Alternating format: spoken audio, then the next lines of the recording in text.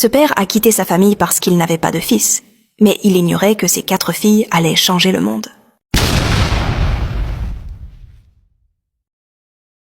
20 années avaient repassé.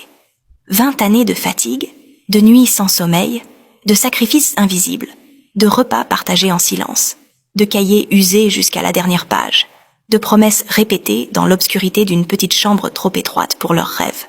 Mais aucune de ces années n'avait été perdue. Elles avaient été construites, pas à pas, ensemble. Tamira avait vieilli plus vite que les autres mères de son âge. Ses mains portaient encore les traces du savon, de l'eau froide et des charges trop lourdes. Pourtant, son regard avait changé. Il n'était plus fatigué comme autrefois. Il était fier, très fier, parce que ses filles n'étaient plus seulement des enfants qu'elle protégeait. Elles étaient devenues des femmes que le monde respectait, des femmes que personne ne pouvait ignorer, des femmes qu'on appelait désormais les 5 lionnes. Car Tamira n'était plus seulement une mère, elle était devenue leur origine, leur force, leur exemple, leur racine. Norima, l'aînée, avait aujourd'hui 32 ans. Elle se souvenait encore parfaitement du jour où elle avait voulu arrêter l'école pour aider sa mère. Elle se souvenait de la fermeté de Tamira. « Votre avenir commence là-bas, pas ici ». Elle n'avait jamais oublié cette phrase. Aujourd'hui, Norima était une avocate reconnue, une avocate redoutée même. Dans les tribunaux, sa voix ne tremblait jamais. Elle défendait les femmes abandonnées, les enfants oubliés, les familles brisées par l'injustice. Chaque dossier qu'elle acceptait ressemblait un peu à leur propre histoire. Un jour, une journaliste lui avait demandé « Pourquoi avez-vous choisi ce métier ?» Norima avait répondu simplement « Parce que personne n'a défendu ma mère quand elle en avait besoin. » Depuis ce jour-là, elle avait décidé que plus aucune femme ne serait seule comme Tamira l'avait été. Velina, elle, avait suivi un autre chemin.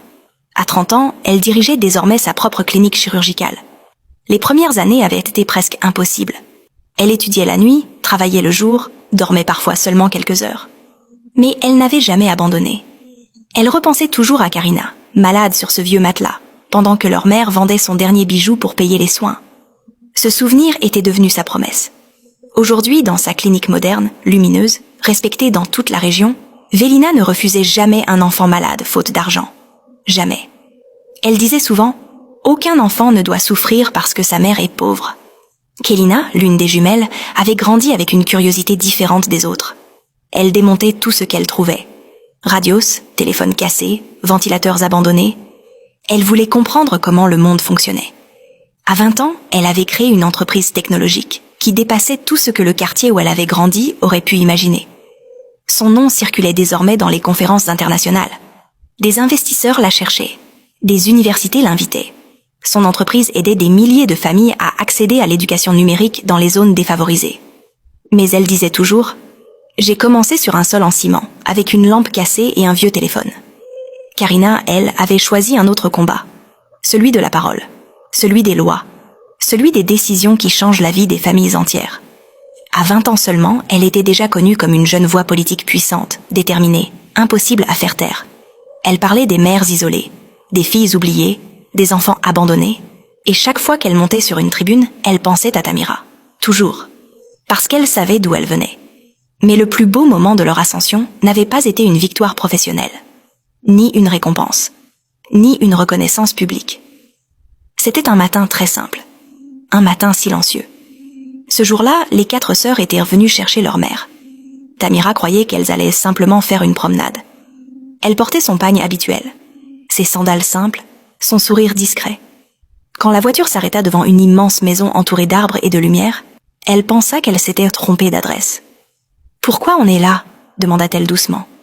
Norima sortit la première, puis Velina, puis Kelina, puis Karina. Elles se tournèrent vers elle, et Norima posa une clé dans sa main. « Cette maison est de la tienne, maman. » Tamira resta immobile. Ses doigts tremblaient.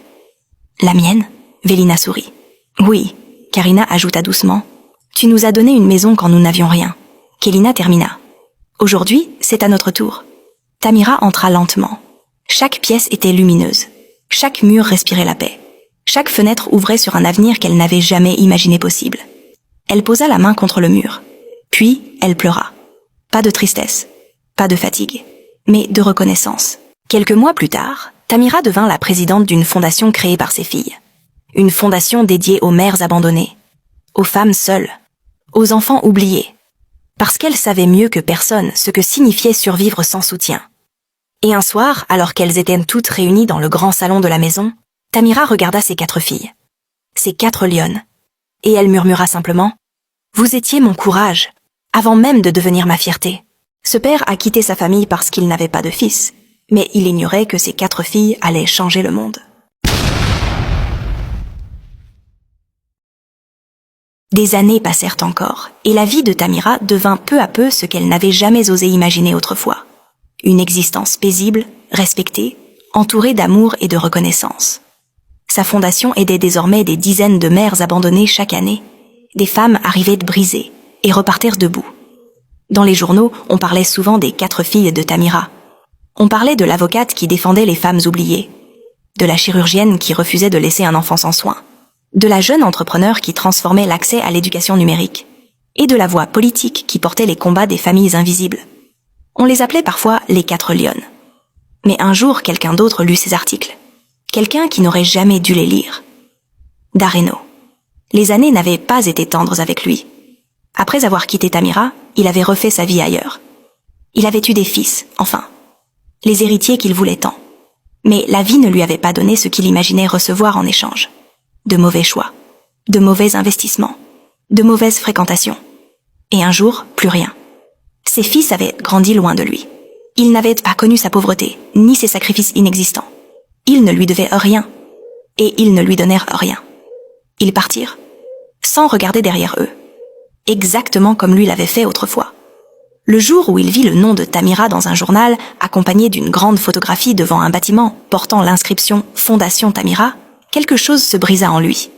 Il resta longtemps à regarder l'image. Puis il murmura « Mes filles !» Pour la première fois depuis 20 ans, il prononçait ces mots.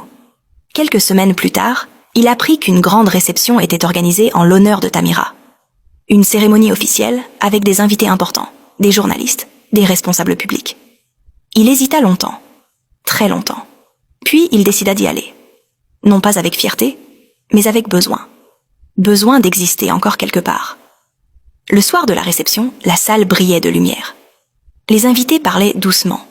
On entendait des rires, des applaudissements, des conversations pleines d'admiration. Tamira entra entourée de ses 4 filles. Elle marchait lentement, avec dignité, avec calme, avec cette force tranquille qu'elle avait toujours portée en elle. C'est à ce moment-là que Darno apparut à l'entrée. Personne ne le reconnut immédiatement. Ses épaules étaient décourbées, ses vêtements simples, son regard fatigué. Mais Norima le reconnut, avant toutes les autres. Elle s'arrêta. Vélina suivit son regard. Puis Kélina, puis Karina. Un silence invisible passa entre elles. Tamira tourna la tête à son tour. Elle le vit. Et pendant quelques secondes, personne ne parla. Dareno s'approcha lentement, très lentement, comme un homme qui marche vers son propre jugement. Sa voix tremblait légèrement. « Tamira ?» Elle ne répondit pas. Il regarda ses filles. Longtemps, comme s'il essayait de rattraper 20 années en quelques secondes. « Je voulais vous voir. » Personne ne bougea, personne ne cria, personne ne pleura. Norima s'avança d'un pas. Sa voix était calme, très calme. « Pourquoi ?» Dareno baissa les yeux. « Vous êtes devenue importante. Je suis fière de vous. » Vélina répondit doucement. « Nous n'avions pas besoin de toi pour le devenir. » Ces mots n'étaient pas violents, mais ils étaient définitifs. Kélina ajouta « Quand maman travaillait jour et nuit pour nous nourrir, tu n'étais pas là. » Karina termina simplement « Quand j'étais malade, tu n'étais pas là non plus. » Le silence revint, lourd, immobile. Dareno regarda Tamira. Ses yeux cherchèrent quelque chose. Peut-être un pardon, peut-être une place, peut-être une seconde chance. Mais Tamira ne lui donna ni colère, ni reproche, ni accusation. Elle lui donna quelque chose de beaucoup plus fort. L'indifférence. Elle parla calmement. « Tu cherchais un héritier ?» Elle posa doucement la main sur l'épaule de Norima, puis sur celle de Vélina, puis sur celle de Kélina et Karina. « Voici notre héritage. » Dareno resta immobile. Ses lèvres tremblaient. Karina ajouta, d'une voix posée, « Tu voulais un fils pour porter ton nom. » Kélina poursuivit. « Nous avons construit un avenir sans lui. » Vélina conclut doucement. « Et il brille quand même. » Norima le regarda une dernière fois. « Nous sommes l'empire que tu n'as jamais su bâtir. » Personne ne le repoussa. Personne ne l'insulta. Mais personne ne l'invita à rester. Alors Dareno comprit. Il comprit qu'il n'avait pas perdu une famille ce jour-là. Il avait abandonné son avenir. Et pendant qu'il quittait la salle lentement, sans se retourner, Tamira regarda ses 4 filles autour d'elle. Ses lionnes. Celles qui avaient transformé la douleur en force. Celles qui avaient prouvé au monde entier qu'un héritage ne se mesure pas en fils, mais en courage. Un enfant n'est jamais une déception, car ce ne sont ni le sexe ni les attentes des parents qui déterminent la valeur d'une famille, mais l'amour, le sacrifice et l'éducation qu'on transmet malgré les épreuves. Ceux qui abandonnent les leurs par orgueil pensent préserver leur héritage, alors qu'ils perdent en réalité ce qui aurait pu devenir leur plus grande fierté. À l'inverse, ceux qui persévèrent dans la difficulté construisent, souvent dans le silence, les bases d'un avenir solide pour la génération suivante.